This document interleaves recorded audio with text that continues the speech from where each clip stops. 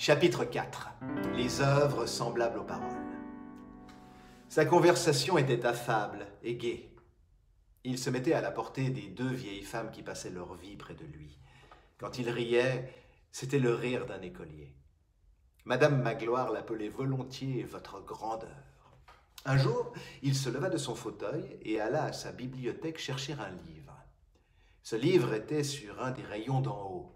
Comme l'évêque était d'assez petite taille, il ne put y atteindre. « Madame Magloire, dit-il, apportez-moi une chaise. Ma grandeur ne va pas jusqu'à cette planche. » Une de ses parentes éloignées, Madame la comtesse de Laux, laissait rarement échapper une occasion d'énumérer en sa présence ce qu'elle appelait les espérances de ses trois fils. Elle avait plusieurs ascendants, fort vieux et proches de la mort, dont ses fils étaient naturellement les héritiers. Le plus jeune des trois avait à recueillir d'une grande-tante 100 bonnes 1000 livres de rente.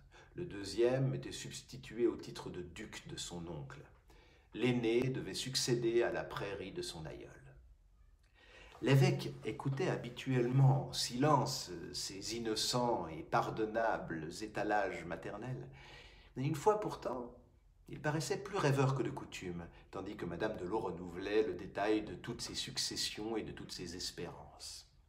Elle s'interrompit, avec quelque impatience. « Mon Dieu, mon cousin, mais à quoi songez-vous donc ?»« Je songe, dit l'évêque, à quelque chose de singulier qui est, je crois, dans saint Augustin. Mettez votre espérance dans celui auquel on ne succède point. » Une autre fois, recevant une lettre de faire-part d'un décès d'un gentilhomme du pays, où s'étalaient en une longue page, outre les dignités du défunt, toutes les qualifications féodales et nobiliaires de tous ses parents, « Quel bon dos à la mort !» s'écria-t-il.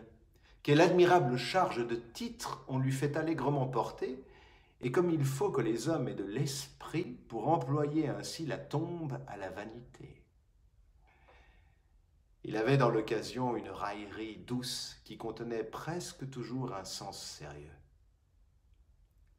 Pendant un carême, un jeune vicaire vint à Digne et prêcha dans la cathédrale. Il fut assez éloquent. Le sujet de son sermon était la charité. Il invita les riches à donner aux indigents afin d'éviter l'enfer, qu'il peignit le plus effroyable qu'il put, et de gagner le paradis qu'il fit désirable et charmant. Il y avait dans l'auditoire un riche marchand retiré, un peu usurier, nommé M. Géborand, lequel avait gagné un demi-million à fabriquer de gros draps, des serges, des cadis et des gasquets. De sa vie, M. Géborand n'avait fait l'aumône à un malheureux. À partir de ce sermon, on remarqua qu'il donnait tous les dimanches 1 sou aux vieilles mendiantes du portail de la cathédrale. Elles étaient 6 à se partager cela.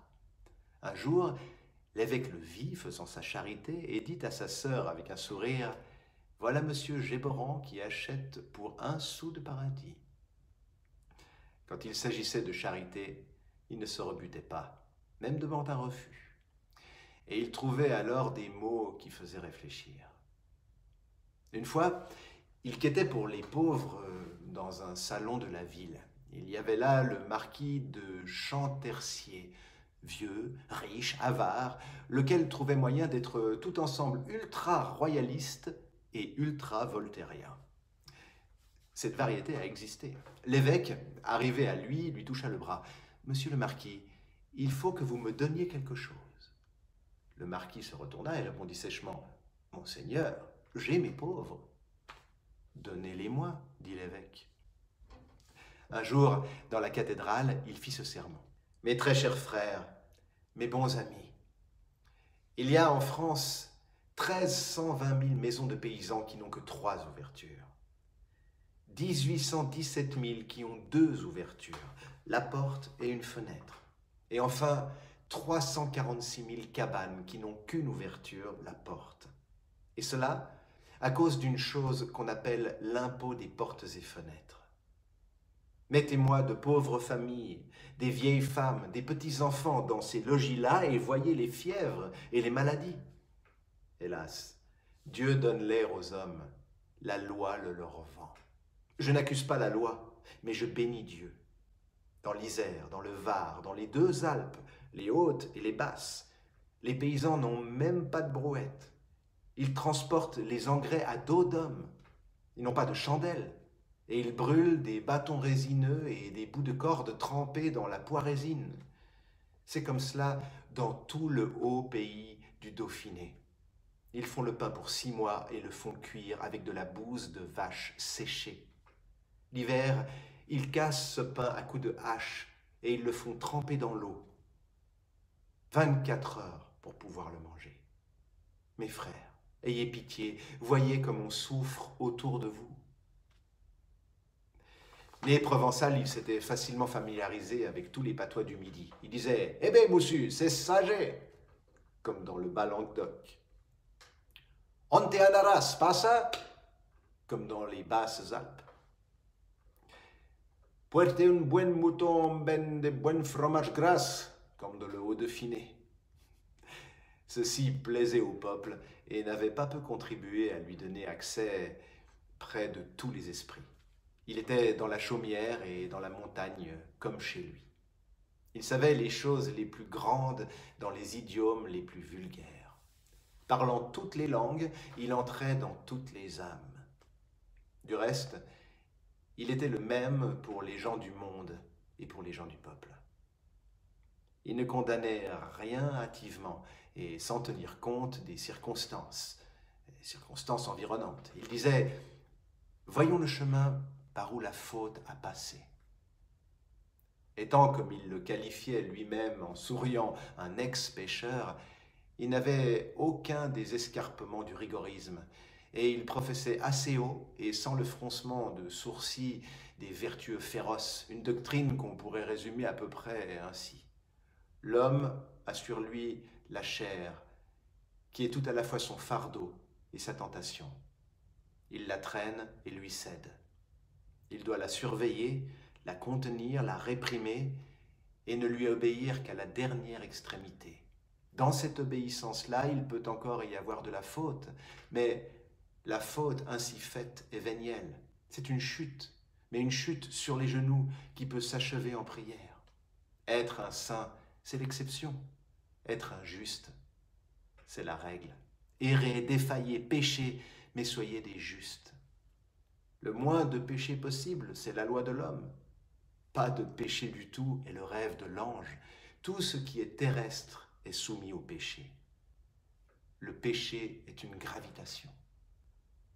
Quand il voyait tout le monde crier bien fort et s'indigner bien vite, « Oh, oh !» disait-il en souriant, « il y a apparence que ceci est un gros crime que tout le monde commet. Voilà les hypocrisies effarées qui se dépêchent de protester et de se mettre à couvert. » Il était indulgent pour les femmes et les pauvres sur qui pèse le poids de la société humaine. Il disait « Les fautes des femmes, des enfants, des serviteurs, des faibles, des indigents et des ignorants sont la faute des maris, des pères, des maîtres, des forts, des riches et des savants. » Il disait encore « À ceux qui ignorent, enseignez-leur le plus de choses que vous pouvez. La société est coupable de ne pas donner l'instruction gratis. Elle répond de la nuit qu'elle produit. Cette âme est pleine d'ombre, le péché s'y commet.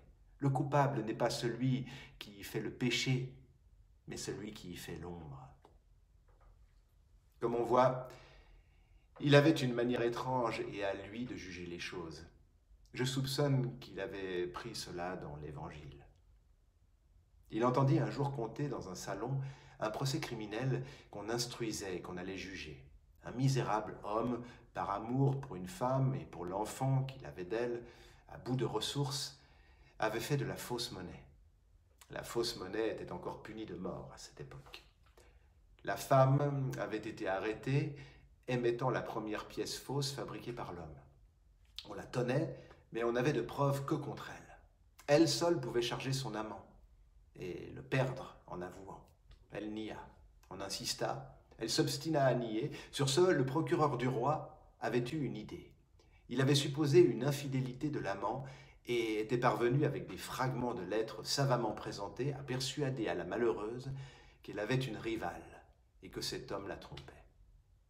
Alors, exaspérée de jalousie, elle avait dénoncé son amant, tout avoué, tout prouvé. L'homme était perdu. Il allait être prochainement jugé à Aix avec sa complice. On racontait le fait et chacun s'extasiait sur l'habileté du magistrat. En mettant la jalousie en jeu, il avait fait jaillir la vérité par la colère. Il avait fait sortir la justice de la vengeance. L'évêque écoutait tout cela en silence. Quand ce fut fini, il demanda « Où jugera-t-on cet homme et cette femme ?»« À la cour d'assises. » Il reprit « Et où jugera-t-on monsieur le procureur du roi ?» Il arriva à Digne une aventure tragique. Un homme fut condamné à mort pour meurtre. C'était un malheureux, pas tout à fait lettré, pas tout à fait ignorant, qui avait été bateleur dans les foires et écrivain public. Le procès occupa beaucoup la ville. La veille du jour fixé pour l'exécution du condamné, l'aumônier de la prison tomba malade.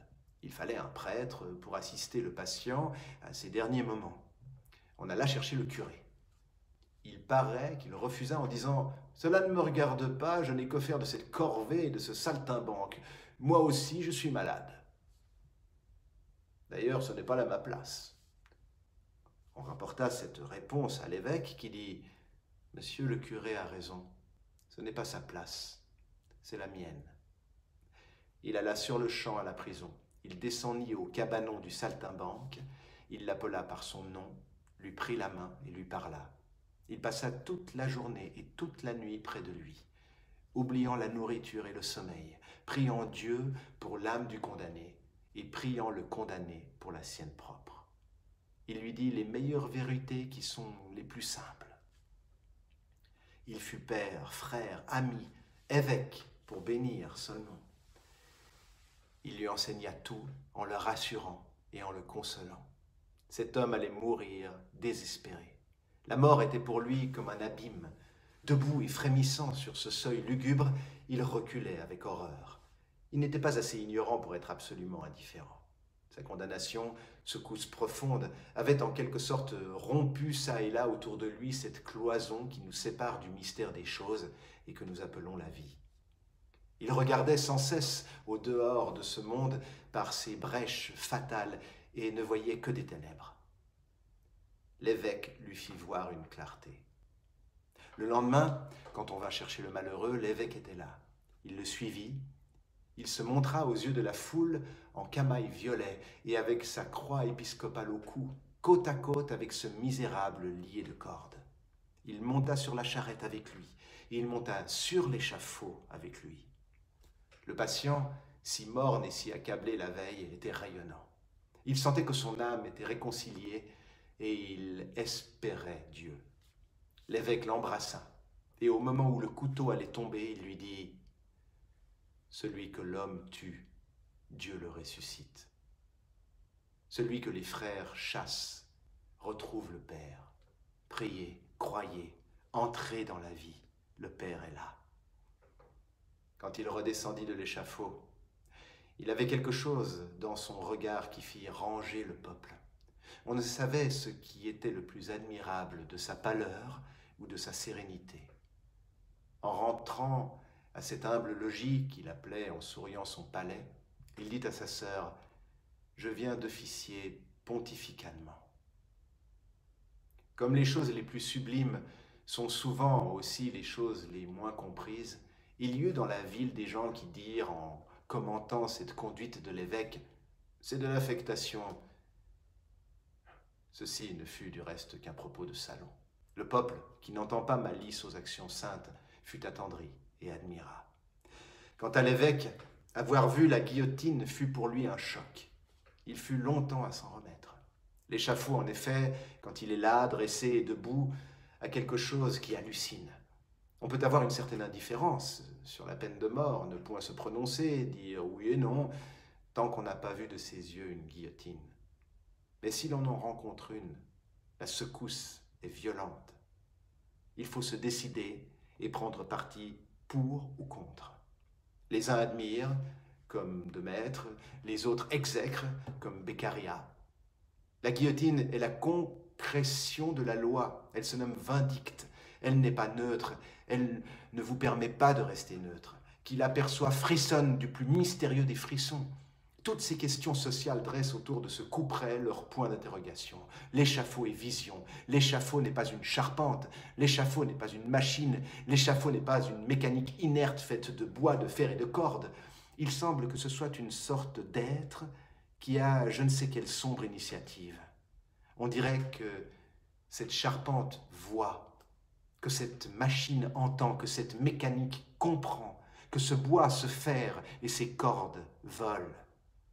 Dans la rêverie affreuse où sa présence jette l'âme, l'échafaud apparaît terrible et se mêlant de ce qu'il fait. L'échafaud est le complice du bourreau, il dévore, il mange de la chair, il boit du sang. L'échafaud est une sorte de monstre fabriqué par le juge et par le charpentier. Un spectre qui semble vivre d'une espèce de vie épouvantable faite de toute la mort qu'il a donnée. Aussi, l'impression fut-elle horrible et profonde. Le lendemain de l'exécution, et beaucoup de jours encore après, l'évêque parut accablé. La sérénité presque violente du moment funèbre avait disparu. Le fantôme de la justice sociale l'obsédait. Lui qui d'ordinaire revenait de toutes ses actions avec une satisfaction si rayonnante, il semblait qu'il se fît un reproche. Par moments, il se parlait à lui-même et bégayait à demi-voix des monologues lugubres. En voici un que sa sœur entendit un soir et recueillit. Je ne croyais pas que cela fût si monstrueux. C'est un tort de s'absorber dans la loi divine au point de ne plus s'apercevoir de la loi humaine. La mort n'appartient qu'à Dieu. De quel droit l'homme touche-t-il à cette chose inconnue? Avec le temps, ces impressions s'atténuèrent et probablement s'effacèrent. Cependant, on remarqua que l'évêque évitait désormais de passer sur la place des exécutions. On pouvait appeler M. Myriel à toute heure au chevet des malades et des mourants.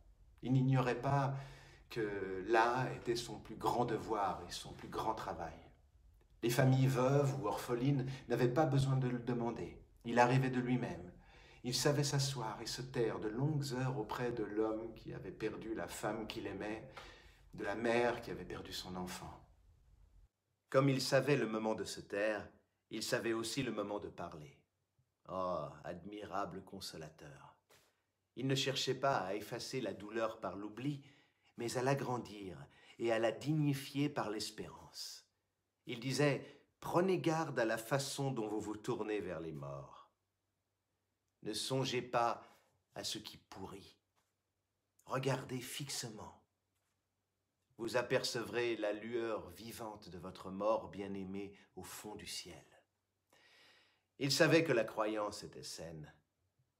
Il cherchait à conseiller et à calmer l'homme désespéré en lui indiquant du doigt l'homme résigné, et à transformer la douleur qui regarde une fosse en lui montrant la douleur qui regarde une étoile.